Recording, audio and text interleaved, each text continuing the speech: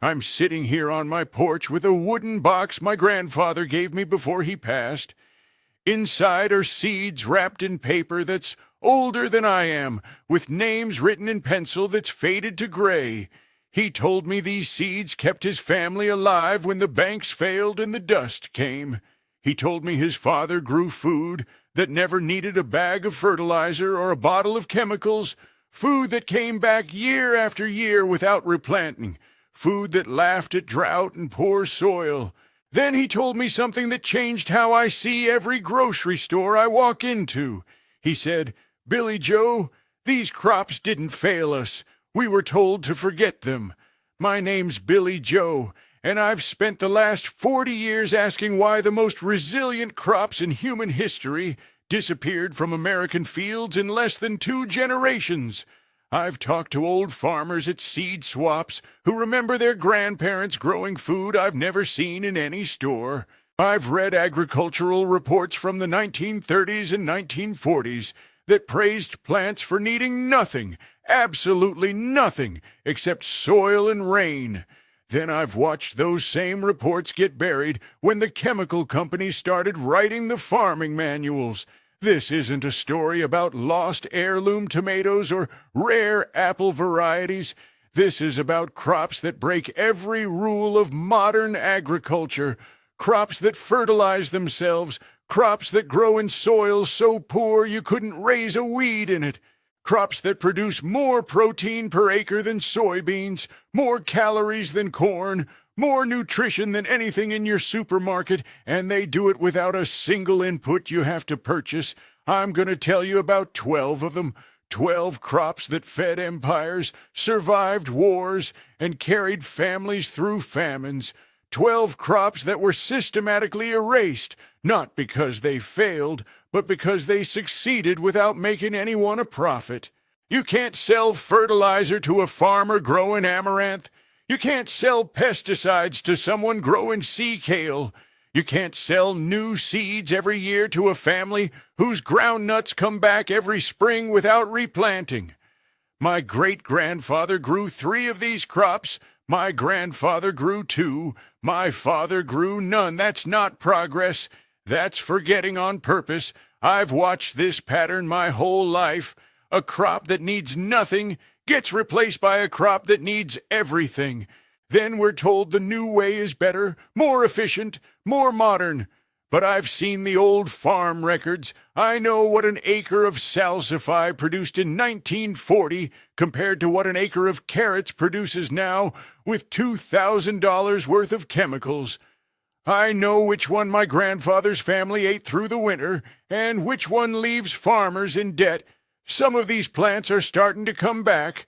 You'll find them at farmers' markets run by people who remember or who learned from people who remembered.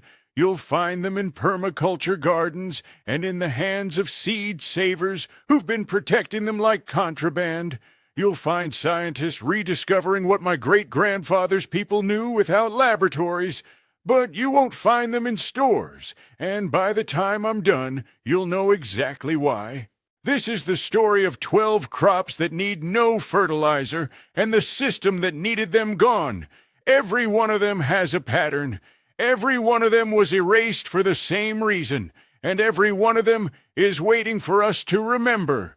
Let's start with a grain so powerful that conquering it required banning it by law. My great-grandmother kept a jar of tiny seeds on a shelf that she called the grain that wouldn't die. She grew it every summer in a patch behind the chicken coop, and I remember those plants towering over my head when I was small, with flower heads that looked like they were on fire, deep red and purple and gold all at once. She called it amaranth, but she said her grandmother called it by an older name, Huotli, the way the Aztec people knew it for 3,000 years. She told me that grain fed an empire bigger than anything in Europe. The Aztecs grew it on 20,000 acres around their capital. They paid their taxes in amaranth, brought it to their temples by the ton, and mixed it with honey for ceremonies that held their world together. 1 acre of amaranth gave them 6,000 pounds of grain, without a single thing added to the soil. It grew in high mountains and low valleys. It didn't care about drought. It didn't need rain at the perfect time like corn did. Then Cortez came in 1519, and he didn't just conquer the Aztecs with guns and disease. He outlawed amaranth. He burned the fields. He cut off the hands of anyone caught growing it. The Spanish priests said it was blasphemy because of how the Aztecs used it in ceremony, but my great-grandmother said that was just an excuse.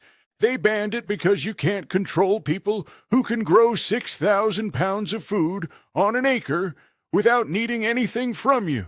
But amaranth didn't die. It survived in hidden gardens and mountain villages. It came north with people who remembered. My great-grandmother's people grew it through the Depression when the wheat failed and there was no money for seed. She said amaranth never failed them once. You could eat the leaves like spinach and the grain like rice. 1 cup of amaranth grain has 9 grams of protein, more than wheat, and it has lysine, the amino acid that almost every other grain is missing. I grew amaranth myself in the 1980s, and I watched it thrive in soil where nothing else would grow. I didn't fertilize it, I didn't spray it, I barely watered it, and in the fall I harvested seed heads so heavy they bent the stalks. I took some to the feed store to ask if they'd buy it, and the man looked at me like I'd brought in something from another planet. He said, "Nobody plants amaranth, there's no market for it." And that's when I understood what my great-grandmother meant. Amaranth disappeared because it was too good at feeding people without needing the system. After World War II, when chemical companies had all these nitrogen factories they'd built for bombs and needed to sell fertilizer instead, they didn't want crops that made their own fertility. They wanted corn and wheat that needed 100 pounds of nitrogen per acre every single year. You can't build an agricultural empire on a crop that refuses to be dependent. You can't sell inputs to farmers growing amaranth. You can't patent it or own it or control who grows it. It's been feeding people for 3 millennia without a corporation involved. Now it's coming back. I see it at farmers' markets, sold by people who learned what my great-grandmother knew. I see scientists studying how it grows in drought conditions, how it produces complete protein, how it could feed people in a changing climate, but you still won't find it in grocery stores because the system that replaced it is built on selling you things amaranth doesn't need. My great-grandmother's jar is empty now, but I've got my own. Those seeds are waiting, just like they've waited for 500 years. My grandfather told me a story his grandfather told him about the first winter the Pilgrims survived in Massachusetts. He said they didn't make it on corn and turkey like the school books say. They made it on a tuber the Wampanoag people showed them, something that grew wild in the wetlands and produced more food than any crop the English had ever seen. They called it groundnut, but its real name is hapnut in the Wampanoag language, and it kept those colonists alive through 1621 when everything else they'd planted failed. 1 acre of groundnuts produces 5,000 pounds of tubers. Those tubers are 18% protein, more than 3 times what a potato gives you. They have all the essential amino acids. You can eat them boiled, roasted, or dried into flour. And here's what matters most. You plant them once, and they come back every year.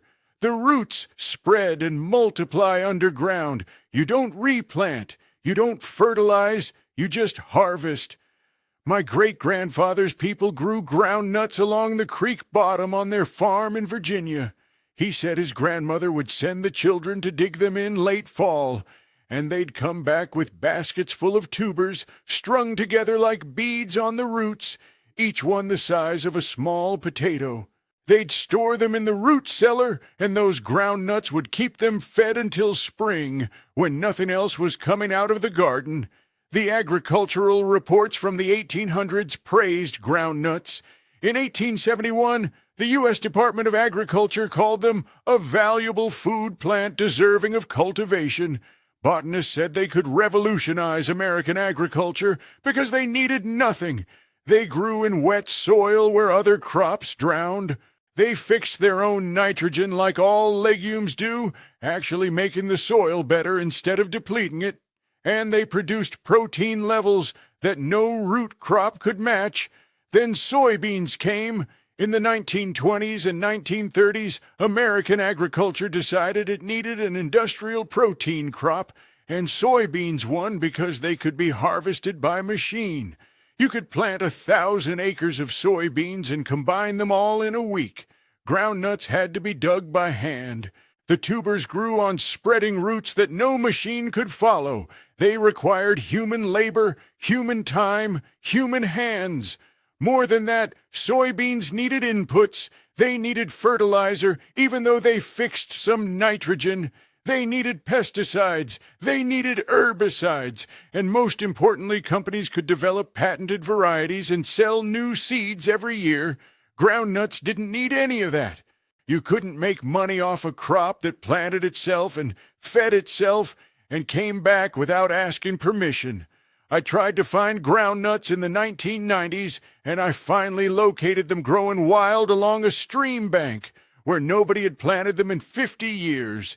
They were still there, still producing, still thriving.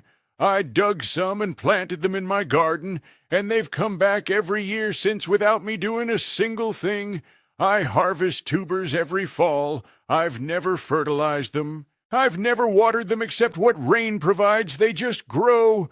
Now there are permaculture farmers rediscovering groundnuts. There are seed savers distributing them.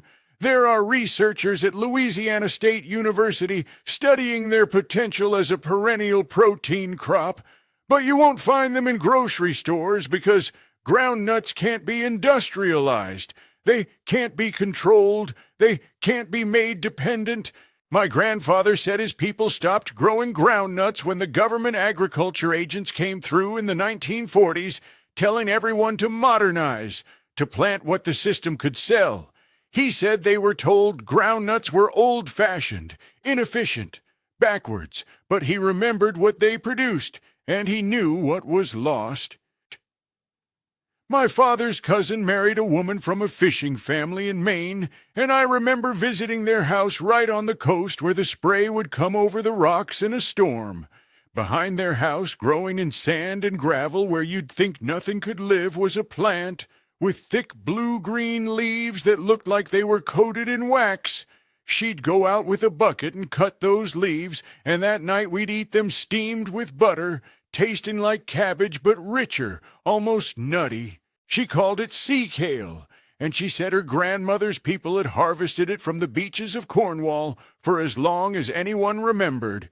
Sea kale grows where other vegetables give up and die. It thrives in salt spray. It laughs at poor soil. It's a perennial that comes back for 20 years from the same root. You plant it once in sand or gravel, and it produces tender shoots every spring without fertilizer, without compost, without anything. The old folks in coastal Europe knew it as a survival food, something that would be there when the crops failed inland, when the boats couldn't go out, when winter held on too long. In the 1700s and 1800s, sea kale was cultivated in kitchen gardens all across Britain. In 1799, William Curtis wrote that it was esteemed as one of the most delicious vegetables. By the 1820s, it was being grown commercially in market gardens around London. People would blanch the shoots by covering them, making them white and tender, and those blanched shoots sold for premium prices. It was considered a delicacy, a sign of a sophisticated table. Then the railroads came, and everything changed. Sea kale has one fatal flaw in the eyes of modern commerce. It doesn't ship well. Those tender shoots bruise easily. They wilt within days of cutting. You can't harvest sea kale in California and ship it to New York 2 weeks later. You can't store it in cold warehouses for a month. It has to go from garden to table in a matter of days, maybe a week at most. When the food system centralized, when supermarkets replaced local markets, when distribution chains stretched from coast to coast, sea kale couldn't compete. It didn't matter that it grew in impossible conditions. It didn't matter that it needed nothing. It didn't matter that it produced food for 20 years from one planting. It couldn't survive 3 weeks in a cold chain, so it was abandoned. I tried to buy sea kale plants in the 1980s, and I couldn't find a single nursery that carried them. I finally got seeds from a seed saver in Oregon, who'd kept them going from his grandfather's garden. I planted them in the worst soil on my property, rocky clay near the road where salt spray from winter plowing killed everything else. Those sea kale plants didn't just survive, they thrived. Every spring they put up shoots that I harvest for a month, and then I let them grow out into those beautiful blue-green mounds. Now there are a few specialty growers bringing sea kale back. You'll find it at high-end farmers markets in coastal towns, sold by people who understand that not everything needs to last 3 weeks in plastic. There are chefs rediscovering it, featuring it as a local delicacy, but it'll never be in supermarkets because the system demands crops that can be stored, shipped, and sold on a timeline that sea kale refuses to accept.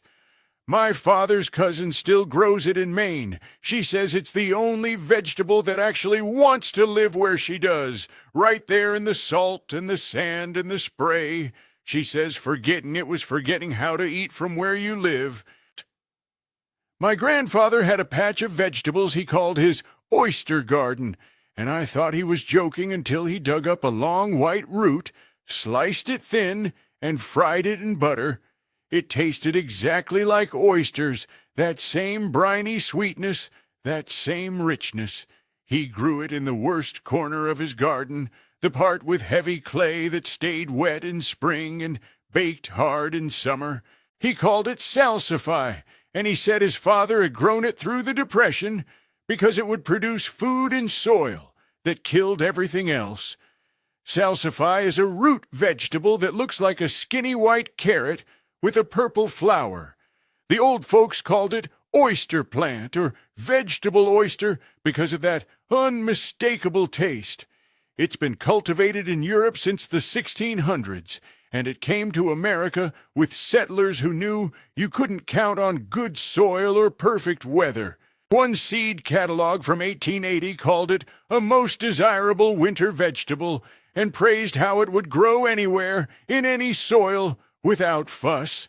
My grandfather said his father would plant a row of salsify in April and forget about it. It didn't need weeding because it grew a deep taproot that outcompeted everything. It didn't need fertilizing because it pulled nutrients from deep in the subsoil where other plants couldn't reach. It didn't need watering because that taproot went down 2 feet, finding moisture when the surface was dust. In November, after the first frost sweetened the roots, they'd dig them up and store them in sand in the cellar. Those roots would keep all winter, getting sweeter as the months passed. Then in the 1950s, supermarkets decided what vegetables Americans would eat. They wanted uniformity. They wanted carrots that were all the same size, potatoes that were all the same shape, produce that looked identical in every store from coast to coast. Salsify didn't fit that model. The roots were long and thin and irregular. They looked strange. They required actual cooking, not just washing and eating raw. And most damning of all, nobody under 40 had ever heard of them. I watched this happen in real time. In the 1960s, you could still find salsify seeds in most catalogs. By the 1970s, only specialty companies carried them. By the 1980s, I had to order from Heirloom seed savers who were keeping them alive like an endangered species. The agricultural extension agents never mentioned salsify. The farming magazines didn't feature it. It simply vanished from the American vegetable vocabulary in 1 generation. But salsify didn't fail. I've grown it for 30 years, and it's the most reliable root crop I've ever planted. I put it in ground so poor I couldn't grow a decent carrot, and it produces roots as thick as my thumb and a foot long. I've never fertilized it, I've never sprayed it, I've never worried about it. It just grows, and in late fall, I dig up enough roots to last through winter. Now there are farmers bringing salsify back to farmers' markets, selling it to chefs who remember it from old cookbooks, or who've discovered it's the only root vegetable that actually tastes like something. There are seed companies listing it again in their heirloom sections, but you won't find it in grocery stores because it looks weird and it requires customers to know how to cook, and the modern food system has decided that's too much to ask. My grandfather's oyster garden is long gone, but I've got my own now. Every November I dig those roots and taste what he tasted, what his father tasted, what people knew for 300 years before we decided to forget it.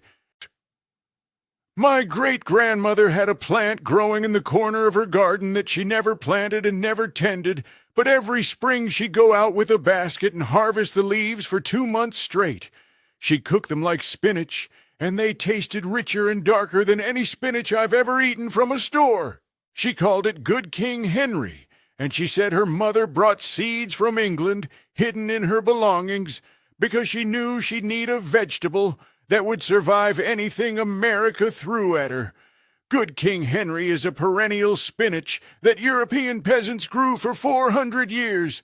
You plant it once, and it comes back every spring for a decade or more. It doesn't need replanting, it doesn't need fertilizing, it doesn't need much water. In early spring, before anything else is growing, it sends up shoots you can eat like asparagus. Then it produces leaves you can harvest all summer. The old folks in England grew it in cottage gardens because it was food security, something that would be there year after year, no matter what happened to the annual crops. The botanical records show it was cultivated across Europe from the 1500s onward. In 1597, John Gerard wrote about it in his Herbal, describing how common it was in gardens. By the 1700s, it was standard in kitchen gardens from Britain to Germany. People knew its Latin name, Chenopodium bonus henricus, but they called it Good King Henry, or poor man's asparagus, or Lincolnshire spinach, depending on where they lived. Then something happened in the late 1800s that killed Good King Henry across the entire Western world. Agriculture became an industry, and industries need customers who buy products every year. A perennial vegetable is a terrible product because you only sell it once. After that, it just keeps producing, without generating another sale. Annual spinach, on the other hand, requires new seeds every spring. The customer has to come back. The cash register has to ring again. My great-grandmother said Good King Henry disappeared from seed catalogs around the time her mother died in the 1920s. She saved seeds from her plants and shared them with neighbors who remembered, but the younger generation didn't want a vegetable their grandparents ate. They wanted modern varieties, annual crops, things that came in seed packets with colorful pictures. By the 1950s, Good King Henry had vanished from American agriculture so completely that most people thought it was a fairy tale character, not a plant. I got seeds from a seed exchange in the 1990s, sent by an old woman in Vermont who'd kept them going from her grandmother's garden. I planted them in a spot I'd given up on, under a tree where the soil was poor and the shade was heavy. Those plants established themselves and came back every spring for 15 years. I harvested leaves from April through September. I never fertilized them. I never replanted them. They just produced year after year, asking nothing. Now there are permaculture gardeners rediscovering Good King Henry. There are seed savers listing it as a critically endangered heirloom. There are people writing about perennial vegetables and realizing what was lost when we decided every crop had to be planted fresh every year. But it will never be in stores because the entire commercial seed industry is built on annual sales, and Good King Henry refuses to cooperate with that model. My great-grandmother's plants died when her garden was paved over for a parking lot in 1978, but mine are still growing, still producing, still proving that a vegetable that needs nothing is exactly what the system couldn't tolerate. Independence doesn't generate revenue, that's why we forgot it. My grandfather grew beans that he never fertilized, and I remember asking him why. He pointed at the roots and showed me these little white nodules that looked like tiny pearls clustered along the root hairs. He said those were factories making fertilizer right there in the soil, taking nitrogen out of the air and turning it into food the plant could use. He called them fava beans, and he said his grandfather's people in Italy had grown them for so long that nobody remembered a time before them. Fava beans have been feeding people for 8,000 years. Archaeologists found them in Neolithic sites in the Middle East. The ancient Greeks grew them. The Romans fed their armies on them. Every Mediterranean civilization knew that favas didn't just feed people, they fed the soil. Plant favas one year, and the next year's wheat crop would be twice as good without adding a single thing. Those root nodules harbor bacteria that pull nitrogen from the air and fix it into the soil. 1 acre of fava beans adds 100 pounds of nitrogen, the same amount you'd buy in a bag of synthetic fertilizer for $200. My grandfather would plant favas in October, and they'd grow slowly through winter, their roots driving deep and building those nitrogen nodules. In May, he'd harvest beans that were meaty and rich, tasting like a cross between a lima bean and a chestnut. 1 cup of cooked fava beans has 13 grams of protein and 13 grams of fiber. They're loaded with iron, folate, and manganese. Then after harvest, he'd till the plants back into the soil, and that's where he'd plant his tomatoes, which would grow bigger and healthier than anyone else's without him buying fertilizer. After World War II, fava beans started disappearing from American fields. The seed catalog still listed them, but fewer farmers planted them. I watched this happen through the 1960s and 1970s. The agriculture extension agents pushed green beans instead, the kind that grow on bushes you can harvest with machines. Favas grow on tall plants that need support. They need time, growing through winter in mild climates or taking up garden space for 4 months in cold regions. And worst of all, they require soaking and cooking. You can't eat them raw. You can't just steam them for 5 minutes. The food system decided Americans wanted convenience, and favas weren't convenient. They also weren't profitable for the chemical industry. If farmers grew favas in rotation, they didn't need to buy nitrogen fertilizer for the next crop. That was a problem when chemical companies had built their entire business model on selling farmers' inputs. Green beans needed fertilizer, favas made their own. Green beans fit the industrial model, favas undermined it. I still grow favas every year. I plant them in November, and they grow through our mild winters here, their roots working underground, building nitrogen while everything else is dormant. In spring, I harvest enough beans to freeze for a year. Then I cut the plants at ground level and let the roots rot in the soil, releasing all that nitrogen they've made. My soil gets richer every year without me buying anything. Now there are organic farmers rediscovering fava beans as cover crops and nitrogen sources. There are chefs featuring them at restaurants, celebrating them as a seasonal delicacy. There are seed companies promoting them again. But you still won't find fresh favas in most supermarkets because they don't fit the distribution model and because a crop that makes its own fertilizer threatens a multi-billion-dollar industry built on selling fertilizer. My grandfather's fava beans fed his family and fed his soil. The system needed crops that fed profits instead. That's why they vanished, and that's why they're coming back now that people are remembering what independence tastes like. My great-grandfather kept a drawing in his Bible of a plant his grandmother had grown in the old country. A root vegetable, he said, tasted sweeter than any carrot, almost like candy straight from the ground. He tried to find seeds for it when he came to America in 1903, but nobody had heard of it. He described it to old-timers at the feed store, and finally one man said, "You mean skirret. My grandfather grew that. Nobody's seen it in 50 years. Skirret is a perennial root vegetable that was a staple in European gardens from medieval times through the 1700s. The roots grow in clusters, each one about the size of a finger, white and sweet, with a flavor that old herbals compared to parsnips, but richer. In 1597, John Gerard wrote in his herbal that skirret roots were exceedingly well liked, and that they were boiled and buttered for the table. Thomas Jefferson grew skirret at Monticello. It was common enough that cookbooks didn't bother explaining what it was, they just assumed everyone knew. The roots are sweeter than carrots because they store their energy as inulin instead of starch, the same compound that makes Jerusalem artichokes sweet. One plant produces a dozen roots that you can harvest in fall and early spring. It's a perennial, so you plant it once and it comes back for years. It grows in ordinary soil without fertilizer. It doesn't need much water.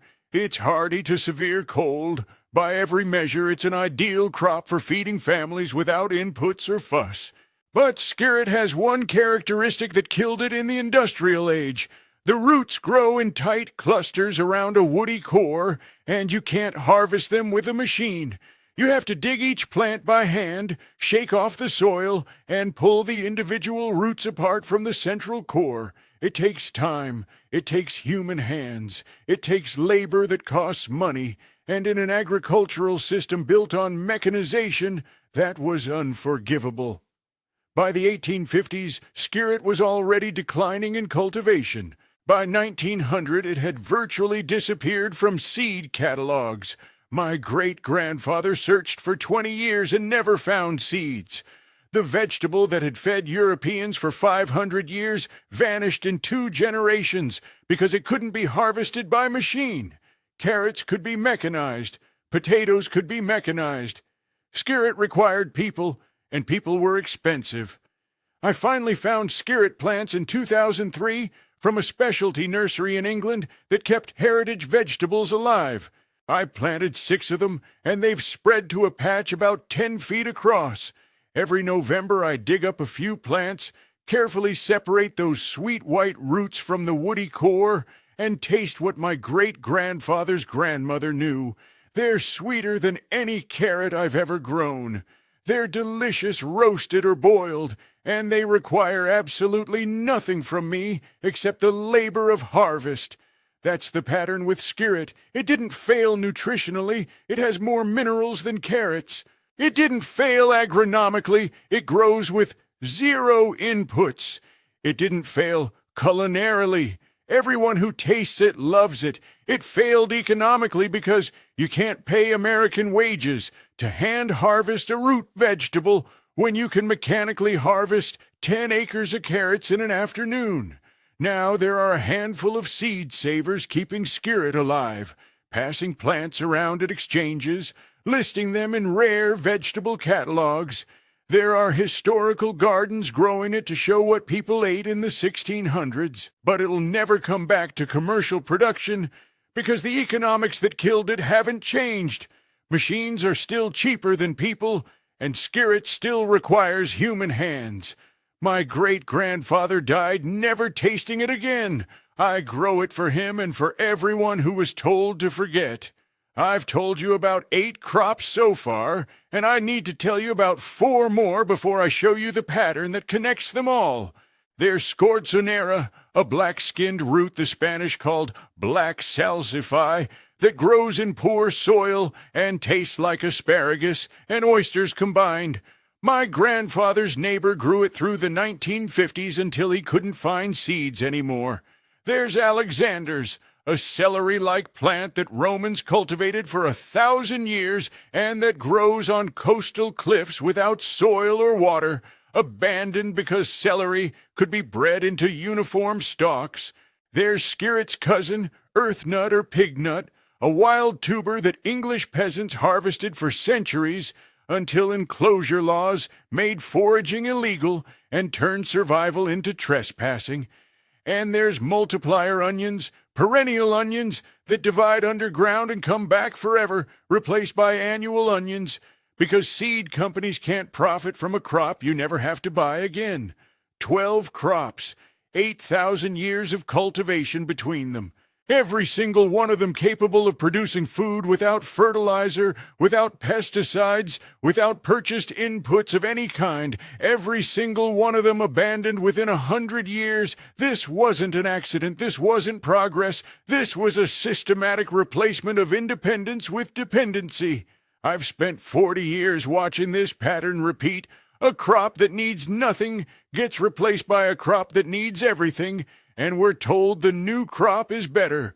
Higher yielding, they say, but they don't mention that the yield requires $2,000 of inputs per acre. More efficient, they say, but they mean efficient for industrial harvest, not efficient for feeding people. More modern, they say, as if needing to purchase your fertility is somehow advancement. My grandfather told me something in 1985 that I didn't fully understand until years later. He said, "Billy Joe, they didn't get rid of these crops because they failed. They got rid of them because a farmer growing amaranth doesn't buy fertilizer. A farmer growing groundnuts doesn't buy new seed. A farmer growing Good King Henry doesn't come back to the store every spring. You can't build a profitable agricultural industry on crops that make farmers independent." That's when I understood. The erasure of these 12 crops wasn't about feeding people better. It was about feeding a system that requires constant purchasing. Amaranth was replaced by corn that needs 100 pounds of nitrogen per acre. Groundnuts were replaced by soybeans you have to buy new seed for every year. Fava beans were replaced by green beans that need fertilizer because they don't fix nitrogen. Every replacement traded self-sufficiency for dependency, and it worked. American farmers went from saving seed and building soil to buying inputs and renting genetics. The average farmer in 1940 spent 12% of their operating costs on purchased inputs. By 2020, it was 45%. That's not efficiency, that's extraction. But these crops are coming back slowly, in the hands of people who remember, or who've learned from people who remembered. I see amaranth at farmers' markets now. I see fava beans in seed catalogs. I see young farmers planting perennial vegetables and discovering what my great-grandfather knew, that a crop needing nothing is worth more than a crop promising everything. The knowledge didn't die. It waited. It waited in seed boxes and in the memories of old folks and in the hands of seed savers who refused to forget. It waited for people to get tired of dependency and remember what independence grew like. These 12 crops are still here. They still grow. They still produce. They're still waiting for us to remember that feeding ourselves was never supposed to require feeding a system first. If this story means something to you, subscribe. There are more crops we forgot, more patterns we need to see, more knowledge waiting to be remembered.